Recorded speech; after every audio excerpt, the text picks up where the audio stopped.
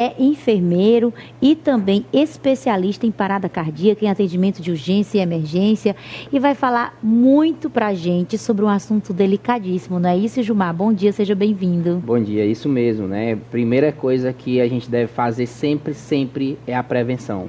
Porque na hora que a emergência acontece, né? Então, e ali só resta algumas medidas de primeiros socorros que também ajudam, mas o melhor mesmo é a prevenção. Por isso, nós estamos conversando hoje com o Gilmar sobre um assunto muito importante que pode acontecer em qualquer ambiente: o choque elétrico. Você que está aí do outro lado já sofreu uma descarga elétrica e sabe como isso pode prejudicar ou até interromper a vida de alguém. Você pode morrer em uma situação como essa.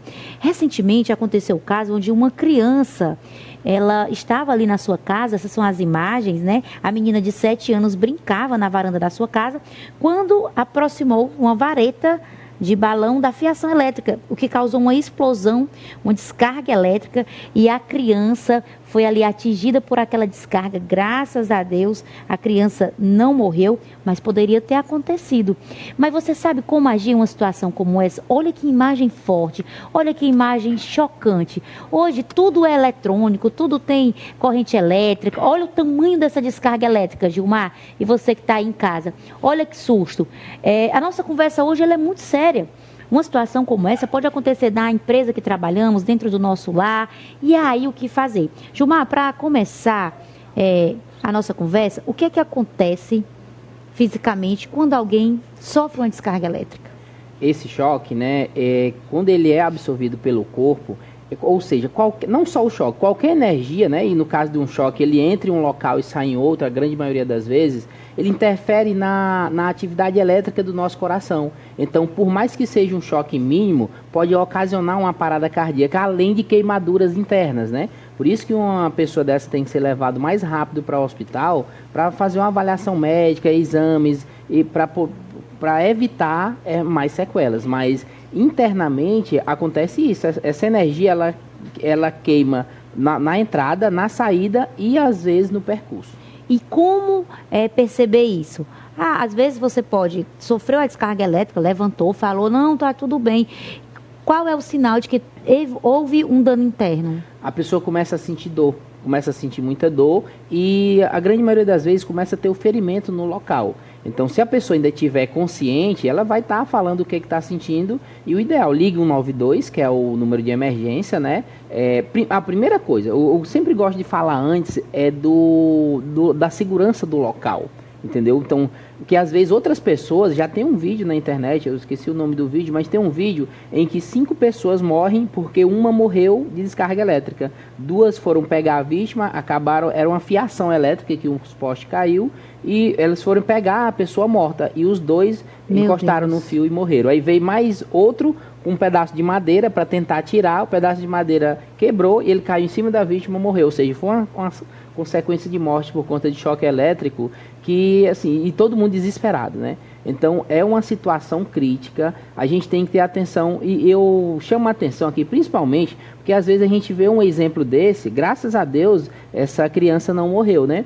A gente vê um exemplo desse, eu faço essa pergunta: você sabe na sua casa onde é que interrompe a energia?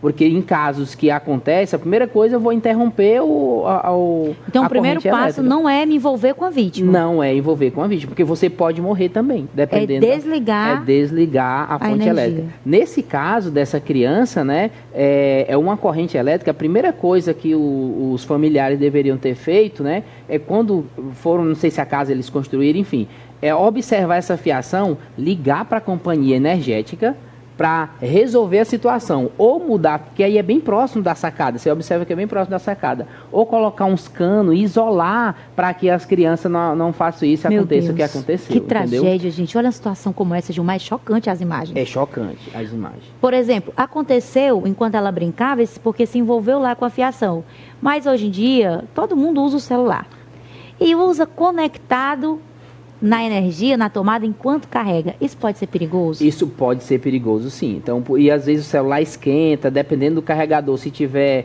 algum descascado, carregador mais velho. Então, tudo isso é um risco de choque elétrico. Então, muito cuidado. Hoje, graças a Deus, já tem, principalmente em residências, né? Já tem interruptores que quando ele identifica uma fuga de energia, automaticamente ele já desliga, a chave cai. Então isso já é uma forma que encontraram para prevenir, né, os choques, principalmente em crianças, protetores de tomada. Então criança, tudo que vê, pega um prego, coloca na tomada e leva um choque. Isso então, é interessante porque eu tenho uma filha de 18 anos e uma de 14.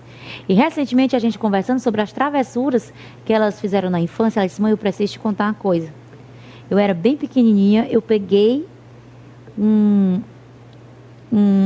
ferrinho lá e coloquei dentro da tomada e eu peguei um choque. E ela tem 18 anos e eu não sabia disso. Que aí ela disse: mãe, eu fiquei com tanto medo que eu não te contei. Mas eu peguei um choque muito forte. E olha a situação, às vezes o pai nem sabe que a criança fez aquela travessura. Nem sabe. Eu tenho um caso que é até engraçado, quando eu ministrei treinamentos de primeiros socorros, uma mãe contando que o filho urinou na tomada e pegou um choque. Meu Deus. Entendeu? Só para você ter noção do risco que acontece com a criança, né? Primeira coisa, quando essa criança começa a engatinhar, que vai um alerta para os pais, né? É observar, engatinha pela casa, você, adulto, e observa os riscos, principalmente de tomada, fio descascado, que isso pode acontecer o pior. Outra situação que também é comum acontecer, infelizmente, é a pessoa deixar o cabo do carregador na tomada. A criança vem e coloca na boca. Isso pode trazer um choque elétrico? Pode sim, ou seja, principalmente na boca tem a saliva, né? E tudo que é molhado pode conduzir a eletricidade. Então é um risco e criança tudo que pega leva na boca. E um detalhe para esse caso, né? Voltando para esse caso que aconteceu, são as medidas também. Primeiro, a prevenção. Primeiro, o caso você tem que prevenir. Mas ela desmaiou, você viu que ela desmaiou, né? Sim. Na hora que ela pegou a descarga elétrica, ela desmaiou. Então, a medida de primeiros socorros que deve fazer é observar, porque ali ela teve uma queda. Quando você observa, na hora que ela pega a descarga, ela cai, acho que de costa ela cai. Então, a medida de primeiros socorros é ver se não tem alguma coisa que pode levar a corrente elétrica para você, e aí chega do lado da vítima e vê se ela está inconsciente. Se ela não tiver inconsciente, você começa a conversar com ela para ver o estado dela, se ela sente dormência, porque às vezes, além do choque, a queda pode ocasionar um trauma. Se ela cai de costas, às vezes pode bater a cabeça, ter um trauma na coluna cervical, e a gente vai fazendo essa avaliação inicial. E a parada cardíaca? Porque você me falou que o choque elétrico ele pode provocar a parada cardíaca. Como eu identifico que ela está acontecendo, e aí, até que o serviço de urgência chegue, vai exigir um tempo, de qualquer maneira, por mais rápido que seja. Qual a conduta nesse caso? Excelente. Eu vou falar um caso que é para qualquer pessoa. Se você não é da área da saúde, usa esse caso dessa criança que levou um choque e caiu, que pode levar uma parada cardíaca, você vai observar o seguinte: ela caiu, está inconsciente, você pode bater aqui no ombro dela, né? Primeiro, se o local está seguro, bateu no ombro. Se ela não responde, já pede para ligar 192 e você observa a respiração. Para quem não é da área da saúde, se você chamar ela, bater nos ombros, ela não responder, observar aí, perca uns 10 segundos observando se ela respira. Se ela não respirar, já está indicado a você iniciar as compressões torácicas. No caso dessa criança, você pode fazer compressões aí durante 2 minutos, trocando com outra pessoa até o SAMU chegar. Porque nesse caso o coração parou de bater. Então, essa pessoa fazendo a compressão vai bombear o sangue que está parado dentro do coração, aumentar a chance dela sobreviver até o SAMU chegar. E é importante entender como essa compressão precisa ser feita. Há um lugar específico, não é isso, Gilmar? Isso mesmo, que é no centro do tórax, né? Se for, por exemplo, nesse caso a gente vê que é um ambiente familiar. Então, se for um leigo treinado, ele pode fazer compressão e ventilação boca a boca, que está restrito ao ambiente familiar. Não posso fazer a ventilação boca a boca. Ventilar é assoprar, né? O pessoal, às vezes eu estou falando termo técnico, mas ventilar é assoprar. E se eu for fazer isso, tiver só, eu faço 30 compressões no centro do tórax, tampo o nariz, libera aqui a respiração e acopla a boca e assopra 2 vezes. duas vezes e fica fazendo isso até o E mais SAMU 30. chegar. E essa posição, para a gente encerrar esse momento, Gilmar, eu tenho uma dúvida. Na hora de fazer a massagem cardíaca, essa compressão, ela precisa acontecer, é aqui no fim desse... centro do tórax. Se você observar, numa criança é mais fácil a gente localizar, tipo entre os mamilos, mas é na parte rígida, nesse osso... Deixa eu procurar aqui o osso externo. A gente tem o apêndice tifoide, que popularmente a gente chama o ossinho da titela, né? Pronto. É acima dele. Não posso comprimir em cima dele, porque ele pode fraturar e perfurar o estômago. Então é acima. É acima, é no centro do tórax, nessa já parte bem errado, rígida, fazer né? embaixo. O detalhe importante, você tem que entrelaçar os dedos, se for uma criança maior, colocar força só nessa região, hipotenar, os braços têm que ficar retos, não pode flexionar os braços. Isso aí em outra oportunidade a gente vai trazer o manequim aqui pra gente fazer e... eu quero treinar, Pronto. porque eu não quero ninguém morrendo perto de mim, porque eu não sei fazer a massagem gente pode cardíaca. Até fazer uma simulação aqui mesmo, agonia real. Já tô dando, começo do mês, o dinheiro não caiu ainda. A agonia, o ataque cardíaco já tem. Gilmar, muito obrigada pela sua participação, sempre trazendo esclarecimentos tão necessários, em situações tão pontuais. Você é sempre muito bem-vindo nesse programa. Eu que agradeço, e às vezes uma orientação básica dessa, quem está do outro lado, né, já passou por alguma situação parecida, e às vezes só uma ação básica salva vidas, porque muita gente acha que só quem salva a vida é o enfermeiro, é o médico, é um profissional da área da saúde, mas não. Eu, como cidadão bem treinado, posso salvar uma vida só com manobras básicas. Inclusive, em muitos países, isso é matéria de escola.